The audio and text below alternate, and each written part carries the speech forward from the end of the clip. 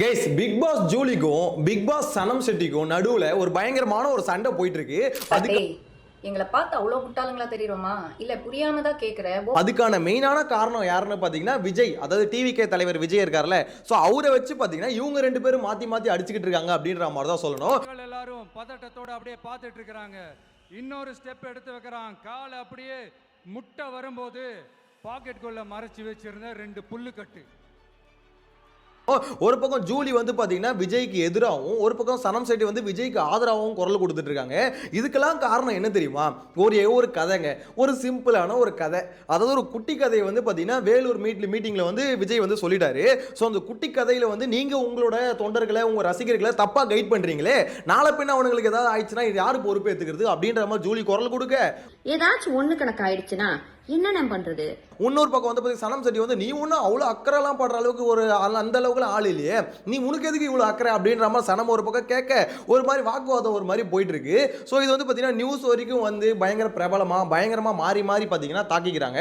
இன்னொரு சைடில் ஜூலியை போட்டு விஜயோட ரசிகர்கள், ஆதரவாளர்கள், தொண்டர்கள் யார் வேணா சொல்லலாம். ஸோ பயங்கரமாக கழுவி ஊற்றிக்கிட்டு இருக்காங்க. ஸோ அது ஒரு பக்கம் பெரிய பிரச்சனையாக போயிட்டு இருக்கு. அது என்ன மேட்டர் அப்படின்றத டீட்டெயிலாக இந்த வீடியோவில் பார்க்க போகிறோம். இதெல்லாம் பார்க்கறதுக்கு முன்னாடி ஒரு முக்கியமான விஷயம், சேனலை ஃபஸ்ட் டைம் பார்த்தீங்கன்னா சப்ஸ்கிரைப் பண்ணிட்டு வீடியோ லைக் பண்ணி வச்சுக்கோங்க.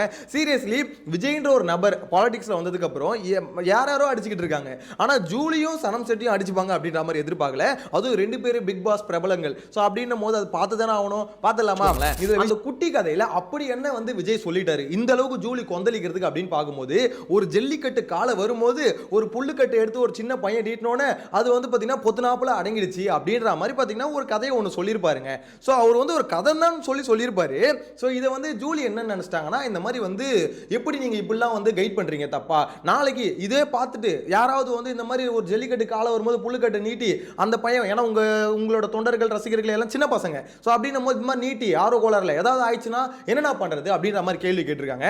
ஸோ அது ஒரு மாதிரி பார்த்தீங்கன்னா பயங்கரமா வந்து வைரல் ஆயிடுச்சு அப்படின்ற மாதிரி சொல்லணும். முதல்ல அந்த கேள்வி என்னன்னு பார்த்துலாமா? இப்பதான் உங்களுடைய வேலூர் பரப்புரை பார்த்தேன். ஆஸ் யூஷுவல் இந்த பரப்புரையில ஒன்றும் இல்லைன்னு வச்சுக்கோங்க. முதல்ல அட்டாக் பத்தின ஒரு குட்டி ஸ்டோரி ஒன்று சொல்லியிருந்தீங்கன்னா அதை கேட்டதுக்கு அப்புறம் என்னால பேசாம இருக்க முடியல. நீங்க வந்துட்டு போற போக்குல ஜல்லிக்கட்டு காலை நின்னுச்சு, அதுக்கு புல்லுக்கட்டை காமிச்சு ஒரு குழந்தை கூட்டிட்டு போய் ஓரமா விட்டுச்சு அப்படின்னு சொல்லிட்டு போயிட்டே இருக்கீங்க. உங்களோட கட்சியில இருக்க பாதி பேர் மைனர் ஆளுங்க. நானும் போய் புல்லுக்கட்டை காட்டுறேன்னு சொல்லி ஏதாச்சும் ஒண்ணு கணக்கு ஆயிடுச்சுன்னா என்ன பண்றது? 50 இருக்கட்டும், 500 ஆக்கிடாதீங்க. கஷ்டப்பட்டு எல்லாரும் போராடி ஜல்லிக்கட்டு பெர்மிஷன் வாங்கி வச்சிருக்கோம். இன்னைக்கு அது ப்ராப்பராகவும் நடந்துட்டு இருக்கு. உங்களுடைய ரசிகர்கள் போய் புல்லுக்கட்டை காமிச்சு ஏதாச்சும் ஆகி போச்சுன்னா திரும்பி எல்லாம் இங்க போராட யாருக்கும் திராணி இல்லைன்னு கொஞ்சம் பார்த்து பக்குவமா பண்ணுன. உன் இஷ்டத்துக்கு பேசிட்டு போயிடாதானே பண்ணுனே கொந்தளிச்சிருக்காங்க. ஸோ இது வந்து பார்த்தீங்கன்னா ஜூலி வந்து ஃபர்ஸ்ட் கொந்தளிச்சது. ஓகேங்களா? இந்த கொந்தளிப்புக்கு அப்புறம் என்ன நடந்ததுன்னா, ஆதரவாளர்கள், ரசிகர்கள் ஸோ எல்லாம் என்ன பண்ணிட்டாங்கன்னா போட்டு ஜூலியை போட்டு பொழக்க ஆரம்பிச்சிட்டாங்க. அந்த பொழக்கிற விதம் பார்த்தீங்கன்னா கொஞ்சம் தப்பாக தான் இருக்குது, அதை ஒத்துக்கிட்டு தான் ஆகணும். என்ன விஷயம்னு பார்த்தீங்கன்னா ரொம்ப அபியூசிவ் கமெண்ட்ஸு. ஸோ வந்து பார்த்தீங்கன்னா அவங்க பரம்பரையே இழுத்து நோண்டுறது, ஸோ எல்லாத்தையும் நோண்டி விட்டாங்கன்னு வச்சுக்கோங்களேன். இன்னொரு சைடில் ஜூலியை சார்ந்தவங்க இருக்காங்களா, அவங்களுக்கும் மிரட்டல் விடுக்கிறது இதெல்லாம் பண்ணியிருக்காங்க போல். இதை நான் சொல்ல, ஜூலியே பார்த்தீங்கன்னா அடுத்த கட்ட ஒரு வீடியோ ஒன்று போட்டிருக்காங்க. ஸோ அந்த வீடியோவில் வந்து பார்த்தீங்கன்னா அவங்க ரொம்ப தெளிவாக பேசியிருக்காங்க. அதை கேளுங்க. விஜயண்ணா, உங்க வேலூர் பரப்புரை பார்த்து அதுல எதுவும் இல்லைன்ற ஆதங்கத்துல ஒரு வீடியோ ஒன்று போட்டேன். எதுவும் இல்லைன்ற ஆதங்கம்? உங்களுடைய ரசிகர்கள், ஆமா அவங்க ரசிகர்கள் மட்டும்தான். ஏன்னா இன்னும் அரசியல் வயப்படலையே. படலை. அவங்க வந்து எல்லா சோஷியல் மீடியா சைட்லயும் என்னை வந்து கடிச்சு வச்சிட்டு இருக்காங்க. ஏன்டா? இந்த மைனர் பசங்க கிட்ட இருக்கிறது முக்காவாசி என்னமோ ஃபேக் ப்ரொஃபைல் மட்டும்தான். Fake ID. அதை வச்சுதான் என்ன மிரட்டிட்டும் இருக்காங்க.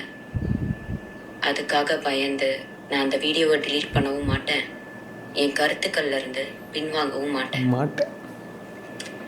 என்ன மிரட்டினா பரவாயில்ல, ஆனா என்னை சார்ந்தவங்களையும் மிரட்டுறதுனால இத சொல்ல வேண்டிய கட்டாயத்துல இருக்கேன். சரி விஜயண்ணா, உங்களுக்கு என்ன பழி வாங்கணும்னா நான் என் வீட்டில் இருப்பேன், இல்லைன்னா என் ஆஃபீஸில் இருப்பேன். இந்த டைலாக் எங்கே கேட்ட மாதிரி இல்லை, அங்கே என்ன வேணாலும் பண்ணுங்க, ஆனால் அவங்கள விட்டுருங்க. ஓ, நீங்கள் பனையூரை விட்டு வெளியே வர மாட்டீங்கல்ல? அட்டாக்கு நான் இன்னும் உயிரோட தான் இருக்கேன். ஓ, நான் வேணா பனையூர் வரேன். என்ன திட்டின மாதிரி தான், மக்களை திட்டின மாதிரின்னு தான் யாரையும் உள்ள இழுத்து போட மாட்டேன்.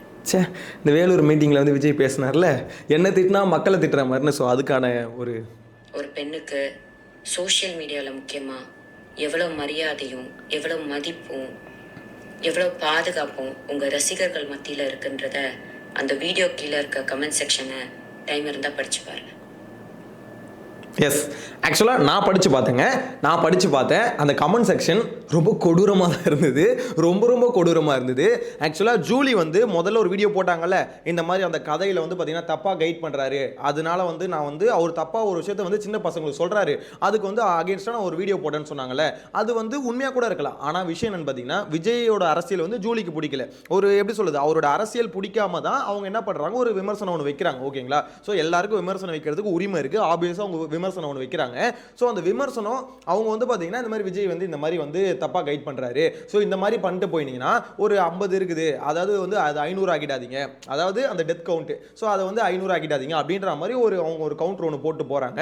ஸோ இதுக்கு வந்து பார்த்தீங்கன்னா விஜய் சைட்லேருந்து ஒரு விளக்கம், அதாவது விஜய் சைடு மீன்ஸ் விஜய் ரசிகர்கள் தொண்டர்கள் விளக்கம் கொடுத்தாங்களா அப்படின்னு பார்த்தீங்கன்னா விளக்கம் கொடுக்கல. அதுக்கு பதிலாக என்ன பண்ணிட்டாங்க, தூக்கி போட்டு கும்மாங்குத்து குத்த ஆரம்பிச்சிட்டாங்க, போட்டு பொலக்க ஆரம்பிச்சிட்டாங்க. பொலந்து இந்த மாதிரி அவங்க வந்து பார்த்தீங்கன்னா ரொம்ப மன உடைச்சல் ஆனதுக்கப்புறம் அதுக்கு அடுத்த வீடியோ தான் இந்த வீடியோ விட்டாங்க. இந்த வீடியோவில் வந்து உங்கள் ரசிகர்கள் அந்த கமெண்ட் செக்ஷன் வந்து ரொம்ப கேவலமாக பேசுகிறாங்க, என்ன மட்டும் அட்டாக் பண்ணால் பரவாயில்ல, என்ன சார்ந்தவங்களே அவங்க அட்டாக் பண்ணுறாங்க, ஸோ இதுக்கெல்லாம் நான் பயிட மாட்டேன், அந்த வீடியோவும் டெலீட் பண்ண மாட்டேன் அப்படின்ற மாதிரி பிக் பாஸ் ஜூலி வந்து பார்த்தீங்கன்னா அவ்வளோ போல்டாக பேசுகிறாங்க. சாரி, அவங்க ஜல்லிக்கட்டு ஜூலியோ என்னவோ, ஆனால் அந்த டேக் வச்சுக்கிறது மட்டும் விட மாட்டானுங்கடா அப்படின்ற மாதிரி தான் இருக்குது. எனிவேஸ், ஸோ அவங்க வந்து பார்த்தீங்கன்னா இந்த மாதிரி அந்த வீடியோ டெலிட் பண்ண முடியாது. ஆனால் உங்கள் ரசிகர்கள் வந்து ஏன் ரசிகர்களாக இருக்காங்கன்னா, அவங்க அந்த கமெண்ட் செக்ஷனை பார்த்தா உங்களுக்கே தெரியும், கொஞ்சம் கூட ஒரு விமர்சனம் வச்சாங்கன்னா அது ஏற்றுக்காமல் வந்து இந்த மாதிரி வந்து பண்ணிக்கிட்டு இருக்காங்க அப்படின்ற மாதிரி குற்றச்சாட்டு வைக்கிறாங்கன்னு வச்சுக்கோங்களேன். ஸோ இதுக்கு வந்து பார்த்தீங்கன்னா விஜய் சைட்லேருந்து ஒரு ப்ராப்பராக இப்போ ஜூலி மாதிரி ஒரு ஃபேமில் இருக்க ஒரு ஆள் ரிப்ளை கொடுக்கணும்ல, அதுக்கு தான் இன்னொருத்தவங்க அப்போ தான் களத்தில் குதிச்சாங்க சனம். அவங்க என்ன பேசுகிறாங்கன்னு பாருங்க. எங்களை பார்த்து அவ்வளோ முட்டாளுங்களா தெரியுமா? இல்ல புரியாம தான் கேக்குறேன். ஒவ்வொரு வாட்டி தளபதி ஸ்பீச் கொடுத்தாலும் என்ன அவ்வளோ ஒரு இன்செக்யூரிட்டி, ஐயோ தளபதி இப்படி பேசுறாங்க, அவங்க ஃபேன்ஸ் அப்படி பண்ணிடுவாங்க, உயிர்கள் போயிடும் அப்படின்னு. நடக்காத ஒன்று நீங்களே ஒரு சீன் கிரியேட் பண்ணி மக்களை ட்ரிகர் பண்ணி விட்டு ஒரு ஏஜெண்டா வச்சு இப்படி பொங்குறீங்களே, இது நியாயமா? இது தேவையா? ரிலாக்ஸ் பண்ணுங்கப்பா. ஜூலி, உங்க மேல இருக்கிற அக்கறையில தான் ஒரு விஷயம் சொல்றேன். இன்ஃபேக்ட் நான் சொல்லவும் மாட்டேன், நீங்களே படிங்க. உங்களுக்காக தான் இந்த டிஷர்ட் போட்டேன், அவ்வளவுதான் விஷயமே. Be your self. யாரோ எப்போ பிக் பாஸ்ல போய் ட்ரெண்ட் செட் பண்ணாங்க, நம்மளும் அதே டெம்ப்ளேட் ஃபாலோ பண்ணிடலாம் அப்படின்னு அவங்க பண்ணதெல்லாம் நீங்க பிளைண்டா ஃபாலோ பண்ணீங்கன்னா இதோ இப்படிதான் நடக்கும். பேசுங்க, ஆனா நீங்க உங்க சொந்த புத்தி யூஸ் பண்ணி பேசுங்க. நம்ம பேசுறதுக்கு நியாயமா இருக்கா, உண்மையா இருக்கான்னு யோசிச்சு பேசுங்க. அப்படி என்னதான் சொல்லிட்டாங்க தளபதி? குட்டி கதை சொல்றாங்க, தமிழ்நாடு அரசியல் வந்து அடங்காத ஒரு காலமாடு மாதிரி, அனுபவமே இல்லாம ஒரு புது கட்சியா நாங்க வந்திருக்கோம். அனுபவம் இல்லைன்றது பாக்காதீங்க, நோக்கம் பாருங்க. மக்கள் பிரச்சனை என்னன்றது எங்களுக்கு புரியும், உங்களுக்காக நம்ம நிறைய செய்வோம், நம்பி ஓட்டு போடுங்க அப்படின்னு தானே சொல்றாங்க. கிளியரா தானே சொல்றாங்க. ஃபுல் ஸ்பீச் பார்த்து தானே நீங்க பேசுறீங்க. இதுல மிஸ் அண்டர்ஸ்டாண்டிங் பண்ற விஷயமே இல்லையே. சரிப்பா, அப்படியே வந்து ரொம்ப சின்ன பசங்க, சரி நம்ம வந்து கெத்து காமிக்கலாம், பாலமாடு கிட்ட போய் நம்ம சீனு போடலாம் அப்படின்னு ஏதாவது சம்பவம் பண்ணிட போறாங்க அப்படின்ற ஒரு அக்கறையில நீங்க பேசிருக்கீங்க அப்படின்னு பார்த்தா சமூக அக்கறையில பேசின மாதிரி தெரியல. 50-500 ஆயிட போது பாத்துக்கோங்கன்னா அப்படின்னு தளபதியை தாக்குறதுக்கு தான் அந்த வீடியோ போட்டிருக்காங்க. அது பத்தாதுன்னு 2வது வீடியோ வரை போடுறாங்க. இது pure and pure personal attack தான், எந்த மாற்று கருத்தும் கிடையாது.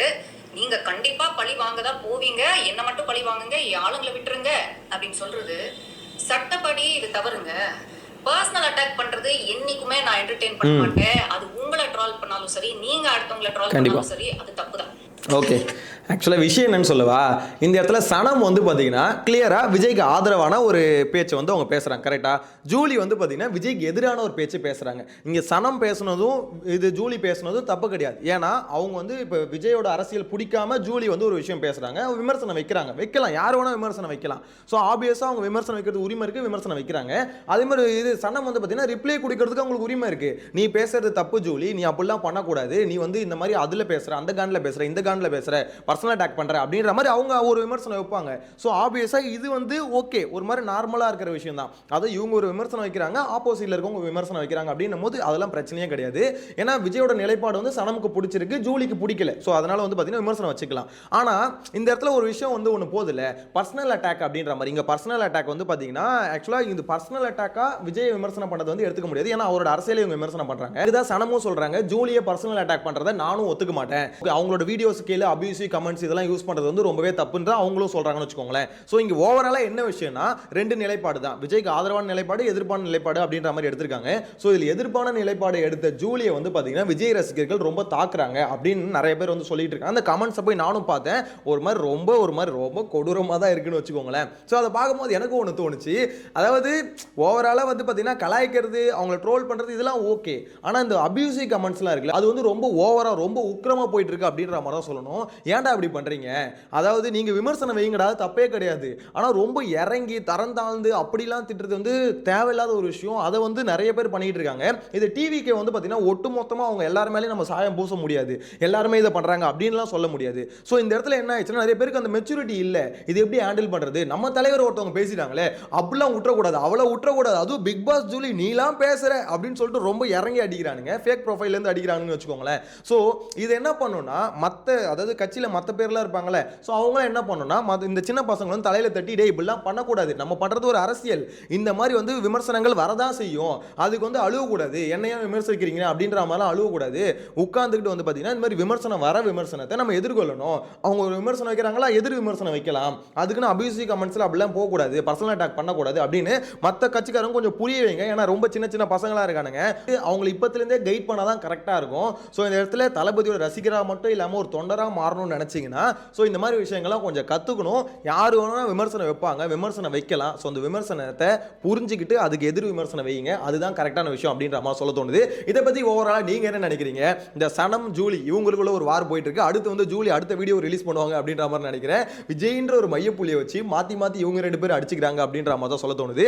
ஸோ இதில் முக்கியமான விஷயம் என்னன்னு பார்த்தீங்கன்னா அந்த மாநாட்டில் அவர் சொன்ன குட்டி ஸ்டோரி, எல்லா ஸ்டேஜிலும் அவர் வந்து குட்டி ஸ்டோரி சொல்றாரு. அந்த ஒரு குட்டி ஸ்டோரியில் ஆரம்பிச்சது இப்போ இதுவே இவ்வளோ பெரிய ஸ்டோரியாக மாறி இருக்கு அப்படின்ற மாதிரி தான் சொல்ல தோணுது. எனிவேஸ் உங்களோட கருத்தை மறக்காம கமெண்ட்ல மென்ஷன் பண்ணுங்க. நெக்ஸ்ட் வீடியோல மீட் பண்ணலாம். Tata, bye by.